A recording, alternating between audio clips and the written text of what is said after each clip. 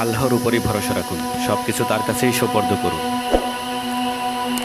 নিজের অবস্থা তার কাছেই ব্যক্ত করুন,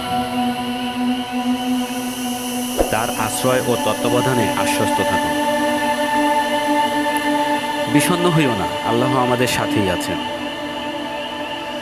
তিনি আমাদের দেখছেন, আমাদের কথা শুনছেন। শত্রুদের বিরুদ্ধে আমাদেরকে সাহায্য করেন,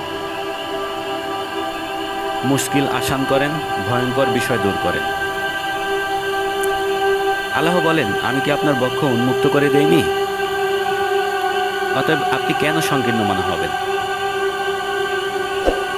আল্লাহর উত্তম হেফাজতকারী অনুপস্থিতকে হেফাজত করেন, ভিনদেশীকে স্বদেশে ফিরিয়ে আনেন, পথহারাকে পথ দেখান, বিপদগ্রস্তকে মুক্তি দান করেন, অসুস্থকে সুস্থতা দান করেন, দুঃখ কষ্ট দূর করেন। তোমরা আল্লাহর রহমত থেকে নিরাশ হইও না। তার দরজা বন্ধ নয়, তার ধন ভাণ্ডার ফুরিয়ে যায়নি, তার দয়া শেষ হয়ে যায়নি। আল্লাহ কি তার বান্দার পক্ষে যথেষ্ট নন? তিনি তার বান্দাদের দুশ্চিন্তা ও পেরেশানিতে যথেষ্ট। বান্দাদেরকে শত্রুর আক্রমণে রক্ষা করেন,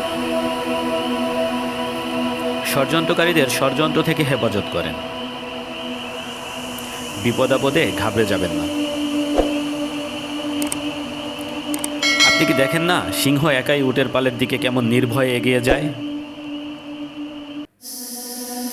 অনেক কাজ দেখে হতোদ্যম হয়ে পড়বেন না।